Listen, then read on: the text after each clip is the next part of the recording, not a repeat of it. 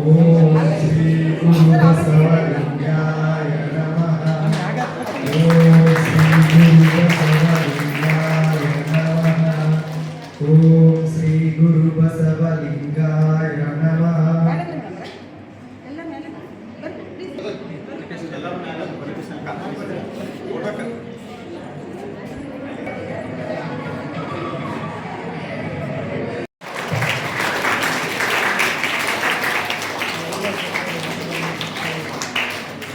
ಶಿಬಿರದ ಮೂಲಕ ಪರಿಚಯಿಸಿದರು. ಅದರಲ್ಲಿ ಪ್ರಧಾನ ಪಾತ್ರವನ್ನು ಇಲ್ಲಿಯ ಪ್ರಶಿಕ್ಷಣಾರ್ಥಿ ಅದ್ಭುತವಾಗಿ ಅಭಿನಯಿಸಿ ಇಲಕಲ್ಲಿನ ಎಲ್ಲ ರಂಗಪ್ರೇಮಿಗಳ ಮನಸ್ಸನ್ನು ಸೂರೆಗೊಂಡಿದ್ದರು. ಇದೆಲ್ಲವನ್ನ ಹೇಳ್ತಾ ಬಹುಶಃ ನಮ್ಮ ಪ್ರೊಫೆಸರ್ ನಾಗರಾಜ್ ಬೊಮ್ನಾಳ್ ಅವರು ಹೇಳಿದರು, ಇದನ್ನ ಉಪನ್ಯಾಸ ಏಕೆ ಏರ್ಪಡಿಸಿದೆ ಅನ್ನೋದು ಕೂಡ ಕಾರಣ ಹೇಳಿದರು. ಅದರ ಕಾರಣ ಬಹಳ ಸೂಕ್ಷ್ಮವಾಗಿ ನಿಮಗೆ ಅರ್ಥ ಆಗುವ ಹಾಗೆ ಹೇಳಿದರು. ಅದು ಬಿಚ್ಚಿ ಹೇಳುವುದಾದ್ರೆ 1986 ಶಿಕ್ಷಣ ನೀತಿಯಿಂದ ಹಿಡಿದು 2001 ಶಿಕ್ಷಣ ನೀತಿಯವರೆಗೆ ಪರೀಕ್ಷೆಯ 23-24 ಅಂದರೆ ಅದರ ಅಧ್ಯಾಯಗಳು 23-24ನೇ ಅಧ್ಯಾಯಗಳಲ್ಲಿ ನಮ್ಮ ರಾಷ್ಟ್ರೀಯ ಶಿಕ್ಷಣ ನೀತಿ ವಿಶೇಷವಾಗಿ ರಂಗಮುಖೇನ ಶಿಕ್ಷಣ ಅನ್ನುವಂಥದ್ದನ್ನು ಪ್ರಸ್ತಾಪ ಮಾಡುತ್ತೆ.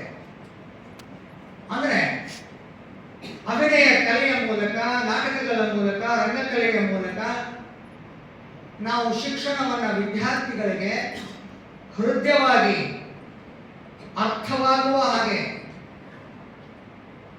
ನಾವು ಹೇಳಬಹುದು. ಹಾಗೆ ಹೇಳಿ ಎಲ್ಲ ಡಿಗ್ರಿ ಕಾಲೇಜುಗಳಲ್ಲೂ ಕೂಡ ನಾಟ್ಯಶಾಸ್ತ್ರ ಅಥವಾ ನಾಟಕ ಡಿಪ್ಲೊಮಾ ಅನ್ನುವಂಥದ್ದನ್ನು ಪರಿಚಯಿಸೋದಕ್ಕೆ ಕಳೆದ 2001ರಿಂದ ಕೇಂದ್ರ ಸರ್ಕಾರ ಪ್ರಯತ್ನ ಮಾಡ್ತಾ ಇದೆ. 86ರಲ್ಲಿ ಪ್ರಯತ್ನ ಮಾಡಿತ್ತು, ಅದನ್ನ ಅನೈಚ್ಛಿಕವಾಗಿ ಬೇಕಾದ ಅಶೋಬಹುದು ಬೇಡಬಹುದಾಗಿತ್ತು. ಆದರೆ 2001ರಿಂದ ಅದನ್ನು ಐಚ್ಛಿಕ ಮಾಡಿದೆ. ಆ ಹಿನ್ನೆಲೆಯಲ್ಲಿ ನಾಟಕ ಡಿಪ್ಲೊಮಾ ಇದೆ, ನಾಟಕಕ್ಕಾಗಿಯೇ ಒಂದು ಕೋರ್ಸ್ ಇದೆ. ಹಾಗೆ ನಿಮಗೂ ಕೂಡ ನಾಟ್ಯ ಶಿಕ್ಷಣ ರಂಗದಲ್ಲಿ ಶಿಕ್ಷಕರಾಗ್ತಾ ಇರ್ತಕ್ಕಂಥ ನಿಮಗೂ ಕೂಡ ನಿಮ್ಮ 3ನೇ ಸೆಮಿಸ್ಟರ್ನಲ್ಲಿ ಆಂತರಿಕ ಗುಣಗಳಿಗೆ ಅನುಗುಣವಾಗಿ 50 ಗುಣಗಳ ರಂಗಶಾಸ್ತ್ರವನ್ನು ಕಲಿಸ್ತಾ ಇರ್ತಕ್ಕಂಥ ಪಠ್ಯ ಇದೆ. ಅದ್ರ ಬಹುಶಃ ನಮ್ಮ ಕೊಪ್ಪೂರ್ ಮೇಡಮ್ ಅವ್ರು ಹೇಳ್ತಾರೆ, ನನಗೆ ಗೊತ್ತಿಲ್ಲ. ನಾನಿದ್ದಾಗ ನಾನು ಹೇಳ್ತಾ ಇದ್ದೆ. 2018ಕ್ಕೆ ನಾನು ನಿವೃತ್ತನಾದೆ. ಕಾಲೇಜಿನ ಮೊದಲ ವರ್ಷದ ವಿದ್ಯಾರ್ಥಿನ 2ನೇ ವರ್ಷ ಎಮ್.ಎಡ್ ಮಾಡ್ಕೊಂಡು ಬಂದೆ. 3ನೇ ವರ್ಷ ನಮ್ಮ ಹಿರಿಯರು ನನಗೆ ಇಲ್ಲೇ ಇರು ಅಂತೇಳಿ ಕಾಲೇಜಲ್ಲಿ ಅವಕಾಶ ಕೊಟ್ಟರು. 28 ವರ್ಷಗಳ ನಂತರ 30 ವರ್ಷಗಳವರೆಗೆ ನಾನು ಈ ಸೇವೆಯನ್ನು ಸಲ್ಲಿಸಿದ್ದೇನೆ. ಇಲ್ಲಿಯ ವಿದ್ಯಾರ್ಥಿಗಳು 100 ಜನ ವಿದ್ಯಾರ್ಥಿಗಳನ್ನ ಕರ್ಕೊಂಡು ನೀವೆಲ್ಲ ಮನೆ ಗಣರಾಜ್ಯೋತ್ಸವ ಕಾರ್ಯಕ್ರಮ ಮಾಡಬೇಕಲ್ಲ, ವಿದ್ಯಾರ್ಥಿಗಳೊಂದಿಗೆ ಜಾಲಿಯನ್ ವಾಲಾಬಾಗ್ ದುರಂತ,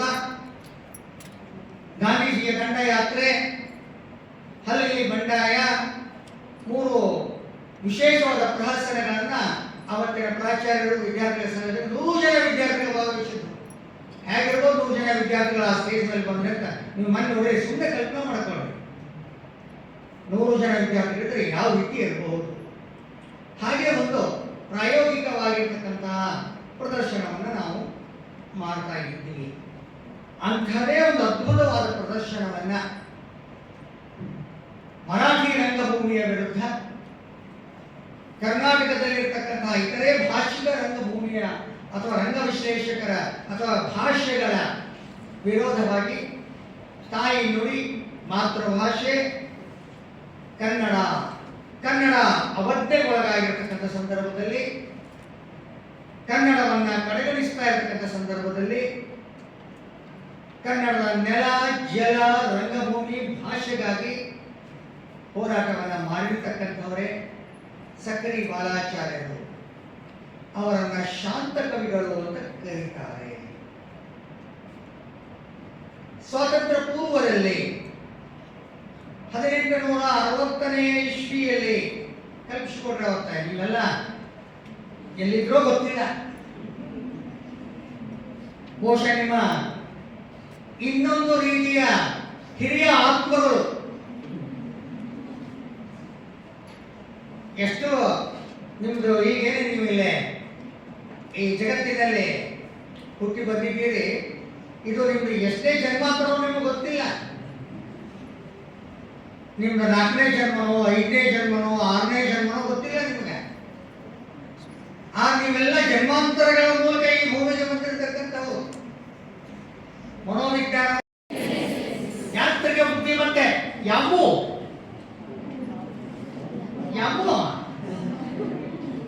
ಯಾಂತ್ರಿಕ ಬುದ್ಧಿ ಮತ್ತೆ ಯಾವು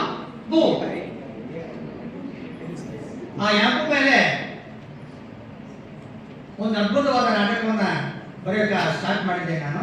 ಅದು ಇಲ್ಲಿಯೇ ಇಲ್ಕಲ್ಲೇ ಪ್ರದರ್ಶನ ಮಾಡ್ತೀವಿ. ಆ ಪುಸ್ತಕ ಆ ಯಾಪು ನಮ್ದೆಲ್ಲ ತಲೆ ಕೆಡಿಸ್ತಾ ಇದ್ದಾರೆ. ಆ ಯಾಪು ನಿರ್ಮಾಣ ಮಾಡಿದವರು ಯಾರು? ಇವತ್ತು ರೋಬೋಟ್ಗಳು ಸಿನಿಮಾ ಸಿಗಬೇಕು ಅಂತಿರ್ಬೇಕು. ಅವ್ನು ನಿರ್ಮಾಣ ಮಾಡಿದವರು ಯಾರು? ನಾನೇ. ಹಾಗಾದರೆ ನಿಮ್ಮ ಮಿದುಳುಗಳು ಅವೆಲ್ಲವುಗಳಿಗಿಂತ ಎಷ್ಟು ಸಾವಿರ ಪಟ್ಟು, ಎಷ್ಟು ಸಾವಿರ ಪಟ್ಟು ಜ್ಞಾನತಂತುಗಳನ್ನು ಹೊಂದಿರಬೇಕು. ನಮ್ಮ ಫಿಸಿಕ್ಸ್ ಪ್ರೊಫೆಸರ್ ಒಬ್ಬರಿದ್ರು, ಇದೆ ಪ್ರಿನ್ಸಿಪಾಲ್ ರಿಟೈರ್ ಆದರು, ಡಾಕ್ಟರ್ ಎಚ್ ಎಸ್ ಪೂಜಾರಿ ಅಂತ. ನಾನು PUC ಸೈನ್ಸ್.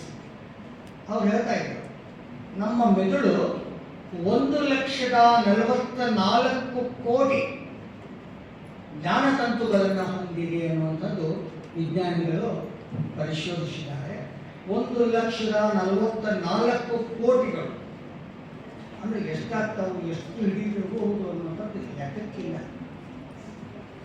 ಅಂತಹ ಸಂದರ್ಭದಲ್ಲಿ ಹಿಂದಿನ ಕಾಲದಲ್ಲಿ ಬ್ರಿಟಿಷರು ವ್ಯಾಪಾರಕ್ಕಾಗಿ ಭಾರತಕ್ಕೆ ಬಂದಾಗ ಇಲ್ಲಿ ಮನರಂಜನಾ ಮಾಧ್ಯಮ ಅಂತಿದ್ದು ಕೇವಲ ಜನಪದ ರಂಗಭೂಮಿ. ಜನಪದ ರಂಗಭೂಮಿ ಅಂದ್ರೆ ಏನು? ಜಾನಪದ ಅಂದ್ರೆ ಏನು? ಏನ್ರಿ ಜಾನಪದ? ಕನ್ನಡದವರು ಹೇಳ್ಬೇಕಂತೇನಿಲ್ಲ.